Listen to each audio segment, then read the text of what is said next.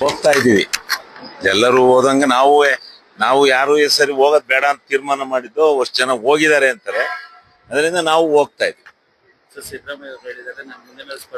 ಇಲ್ಲ, ಸಿದ್ದರಾಮಯ್ಯನವರು ಹೇಳಿರೋದು ಸಕ್ರಿಯ ರಾಜಕೀಯದಿಂದ ದೂರ ಇರ್ತೀನಿ ಅಂತ ಹೇಳಿಲ್ಲ. ಅವರು ಚುನಾವಣೆ ಕಂಟೆಸ್ಟ್ ಮಾಡಕ್ ನನಗೆ ವಯಸ್ಸಾಯ್ತು, 82 ವರ್ಷ ಆಗುತ್ತೆ ಈ ಅವಧಿ ಮುಗಿಯೋದ್ರೊಳಗೆ. ನನಗೆ ಬೇಡ, ನಾನು ಸಕ್ರಿಯ ರಾಜಕಾರಣದಲ್ಲಿ ಪಕ್ಷದ ಕೆಲಸ ಮಾಡ್ತೀನಿ ಅಂತ ಹೇಳಿದ್ದಾರೆ. ಪಕ್ಷದ ಪರವಾಗಿ ದುಡಿತಾರೆ. ಆದ್ರೂ ನಾವು ಇನ್ನೊಂದು 5 ವರ್ಷ ನೀವು ಚುನಾವಣೆಯಲ್ಲಿ ರಂಗದಲ್ಲಿ ಇರಬೇಕು ಅಂತ ಹೇಳಿ ನಾವೆಲ್ಲ ಸೇರಿ ಮನವೊಲಿಸುವಂತ ಕೆಲಸ ಮಾಡ್ತೀವಿ. ಕೆಪಿಎಸ್ಸಿ ಕಲೆಕ್ಷನ್ ಆಗಕ್ಕೆ ಈಗ ತನಿಖೆಗೆ ಆದೇಶ ಆಗಿದೆ. ಯಾರು ಕೆಪಿಎಸ್ಸಿ ನಲ್ಲಿ ಅಕ್ರಮ ಮಾಡಿದರೆ ಅವರನ್ನ ಸೆಂಟ್ರಲ್ ಜೈಲಿಗೆ ಕಳ್ಸೋದು ಕಾಯಂ. ಹೋಗ್ಬೇಕು ಅವ್ರು. ಯಾರೇ ಭ್ರಷ್ಟಾಚಾರ ಮಾಡ್ಲಿ ಇನ್ ಮುಂದೆ ಹೋಗ್ತಾ ಇರ್ಬೇಕು ಅವ್ರು. ಸರ್, ಇವತ್ತು ಮೋದಿ ಅವರು ಒಂದು ಹೊಸ ನೀತಿ ತಗೊಂಡ್ಬರ್ಬೇಕು, ಯಾಕಂದ್ರೆ ಇದು ಎಕ್ಸಾಮ್ ನಿಂದ ಹೊಸ ಮಸೂದೆ ಜಾರಿ ಮಾಡ್ತೀವಿ. ತರ್ಲಿ, ಒಳ್ಳೇದಾಗಿದ್ರೆ ಸ್ವಾಗತ ಮಾಡೋಣ.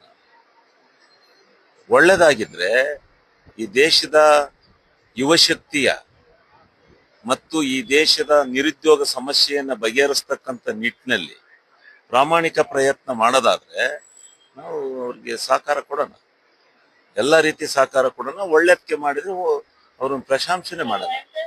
ಅದು ಸ್ವಾರ್ಥ ದೃಷ್ಟಿಯಿಂದ ಏನಾಗುತ್ತಂದ್ರೆ ವಿರೋಧಾಂಶ.